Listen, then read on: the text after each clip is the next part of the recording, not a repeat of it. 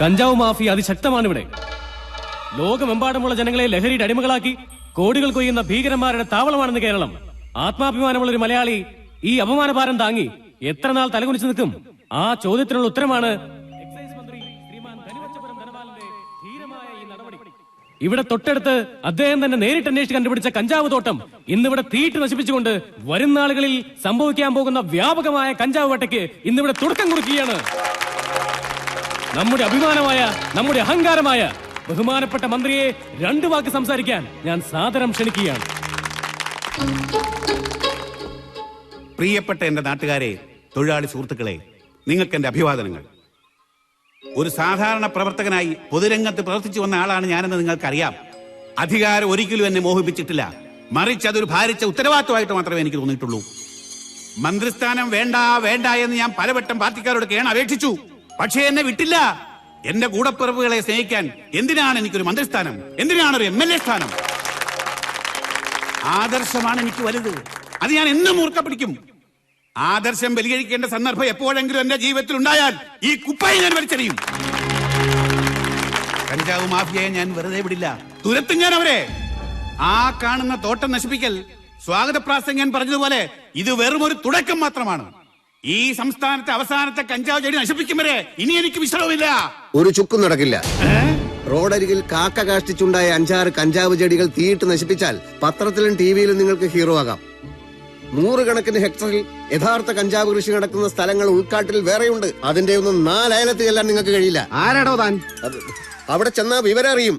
തോക്കും ബോംബും ഉണ്ട് അവിടെ. ഇത്രയും വലിപ്പമുള്ള പാറ കല്ലുകൾ മേലെ നിന്ന് ഉരുണ്ട് വരും. അപ്പൊ വാലും പൊക്കി ഓടേണ്ടി വരും.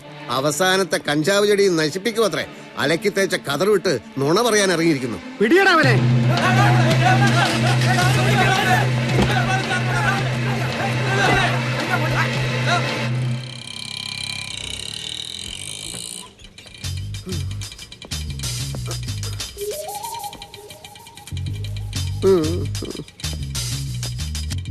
എന്തിനാ ഇപ്പൊ ഇങ്ങോട്ട് വന്നത്? ഞങ്ങളൊക്കെ ജീവിച്ചിരിപ്പുണ്ടോന്നറിയാനോ?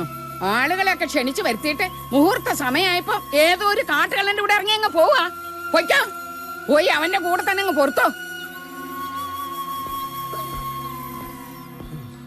ആ കൊള്ളക്കാരനുമായിട്ട് നിനക്ക് എന്താ ഇടപാടെന്ന് എനിക്ക് ഇന്നറിയണം. അത് അറിഞ്ഞിട്ട് മതി കല്യാണമെന്നാ വിനോദം പറഞ്ഞത്.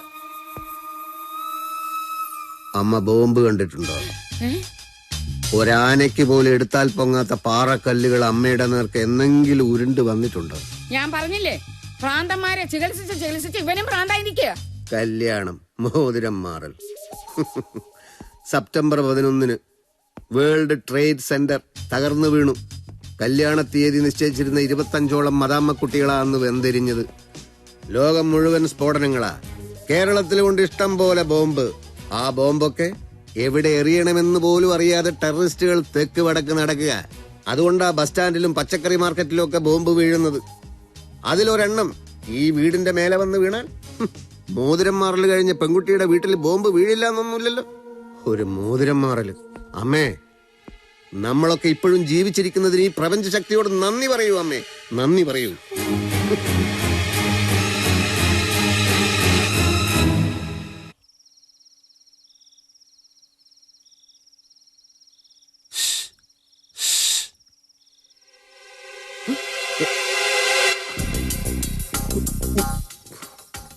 ഞാൻ ഊട്ടിന്ന് വരിക.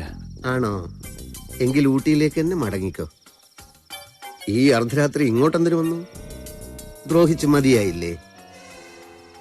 തോക്കിന്റെയും ബോംബിന്റെയും നടുവിലേക്ക് തന്നെ എറിഞ്ഞ് കൊല്ലാൻ നോക്കിയ പരമദുഷ്ടൻ നാണമില്ലാതെ പിന്നെയും വന്നേക്കുന്നു. ഞാനും താനുമായിട്ട് എന്താണ് ബന്ധം എന്നാണ് എല്ലാരും ചോദിക്കുന്നത്. അത് വിശദീകരിക്കാതെ വിനോദന്റെ പെങ്ങളെ കെട്ടുമോന്നുള്ള കാര്യം സംശയത്തിലാണ്. അവൻ കെട്ടിയില്ലെങ്കിൽ നമുക്ക് വേറെ ആളെ നോക്കാം. ആര്? താൻ നോക്കുവോ? അയ്യടാ, ചെറുക്കനെ കണ്ടുപിടിക്കാൻ പറ്റിയ ഒരാള്. എപ്പോഴും കൂടെ നടക്കുന്ന 2 ഭൂതങ്ങളുണ്ടല്ലോ, അതിലേതെങ്കിലും ഒന്നിനെയായിരിക്കും ഉദ്ദേശിച്ചത്. ഡോക്ടർ, എന്റെ സ്ഥിതി വളരെ മോശമാണ്. അതിലും മോശമാണ് എന്റെ സ്ഥിതി. അമ്മയും പെങ്ങളും അപ്പുറത്തുണ്ട്. പെട്ടെന്ന് സ്ഥലം വിട്ടോ. ജോസഫ് മാത്യുവിനെ കാണാതായ കേസിൽ ചോദ്യം ചെയ്യാൻ പോലീസ് എന്നെ കസ്റ്റഡിയിൽ എടുക്കുമെന്നാ കേട്ടത്. നാടെനിക്ക്, നഗരെനിക്ക്, പകലെനിക്ക് നടന്നുകൂടാന്നുള്ള അവസ്ഥ. ഭാഷ സിനിമയുണ്ടല്ലോ, അതൊന്നുകൂടി ഇട്ട് കണ്ടു നോക്ക്. ഊട്ടി പോയത് മെയിൻ കള്ളനെ കാണാനല്ലേ? അയാളോട് പറഞ്ഞില്ലേ ആത്മധൈര്യം ചോർന്നു പോയ കഥ? അതൊന്നും പറഞ്ഞാൽ അവിടെ ഏക്കുകയല്ല. അയാൾക്ക് എന്നെ മാത്രമേ വിശ്വാസൂ. കൂട്ടത്തിൽ നിന്ന് ഒരാൾ പിരിഞ്ഞു പോയാൽ അയാളെ തട്ടുക എന്നുള്ളതാ പരിപാടി. പോലീസിന്റെ കയ്യിൽ നിന്ന് രക്ഷപ്പെടണം, കൃഷി തുടങ്ങണം, അപ്പൊ കാട്ടിൽ കയറുക നിവൃത്തിയുള്ളൂ. അതിനുള്ള ധൈര്യമായി ഇപ്പൊ വേണ്ടത്. വേറെ പണി വല്ലതും ഉണ്ടെങ്കിൽ നോക്ക് ഭാർഗവ. കഞ്ചാവ് കൃഷി നടത്താൻ ഞാൻ തനിക്ക് ധൈര്യം തരണം അല്ലടോ. Doctor please get out of my compound.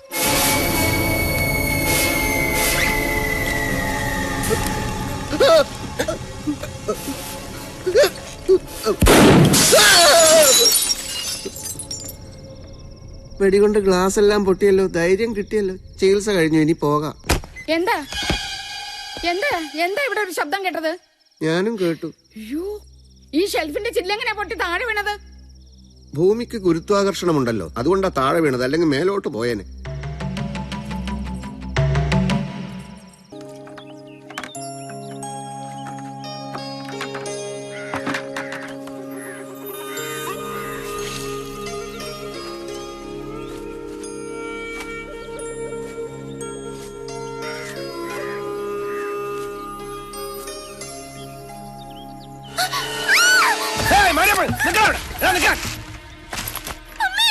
നീ മാരിയപ്പൻ ആരാടി?